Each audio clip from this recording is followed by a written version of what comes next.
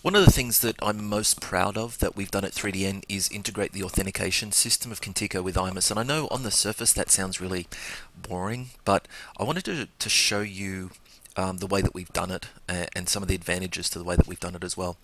Contigo exposes a handler for being able to plug in your own authentication system, and we took advantage of this when we built the integration. It's important to note that the integration is real time. There's no synchronization going on. When you log in on a Compass powered website, you're logging in using IMAS credentials. So here's the scenario. We've got this sample website that we'll be using as the guinea pig website. IMAS holds information about who's in what committee. So if we have a quick look at IMAS, I've got a sample committee here. We can see the people in there. We can see the froms and through dates, etc. as well. IMAS also knows who's a member and who isn't. Well, IMAS has a bunch of information about members, and then arbitrarily each organization determines who is a member and who isn't a member based on their interpretation of that information.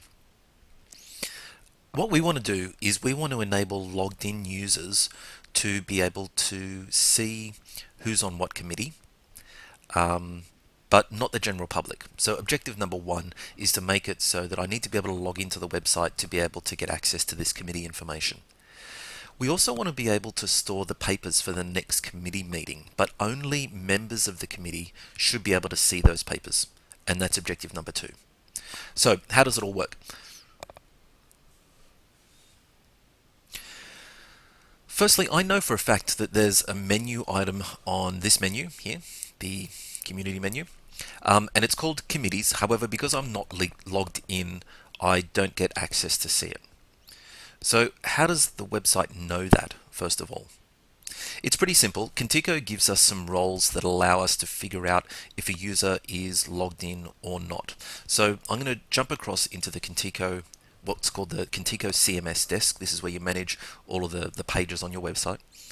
And I'm going to have a look at a particular page. So if I go down to the community page, and let's say I look at this blogs page, over in the properties area, underneath security,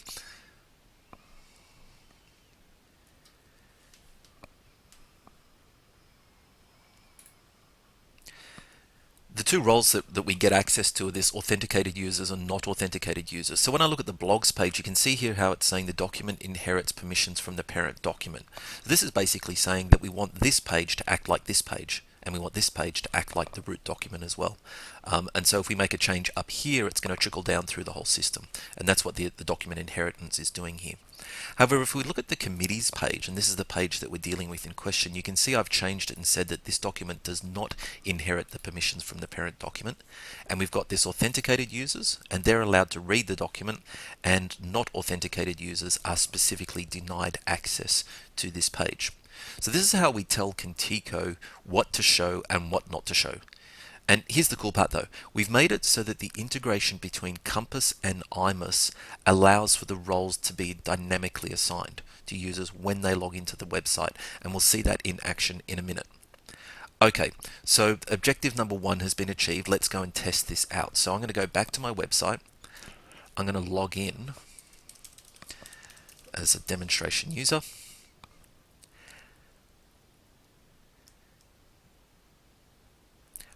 And now that I'm logged in, under the community menu, I can see I get access to this committees function. So I'll select that.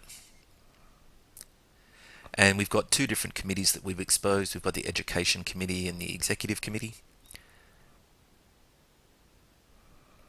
So this user is able to see the committee's functions, but they're also able to see the people inside the committee. And in this case, all of this committee data is coming directly from IMAS. And we do this in real time using our search module, but that's another video. So, what about objective number two? That is that members of the committee should be able to see the board papers for the next meeting.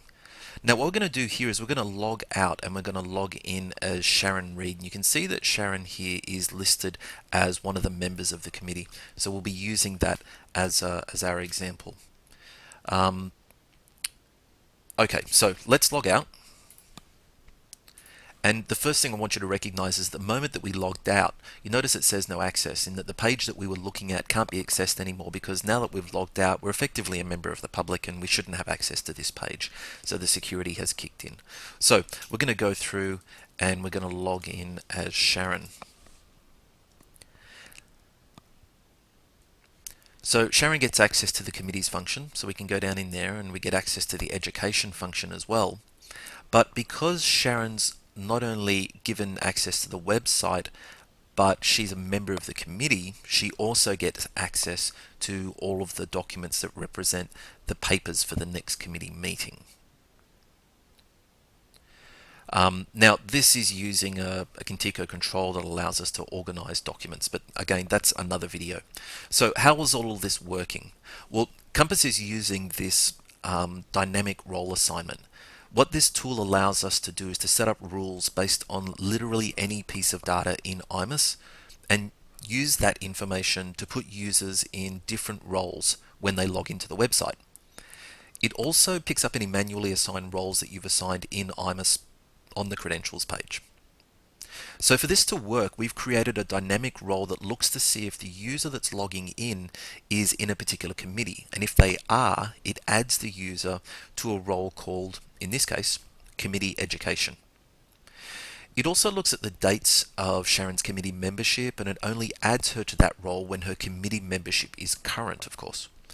Now, then in Contigo, on the Education Committee page, we tell Contigo to only show the papers to those people in the Committee Education role.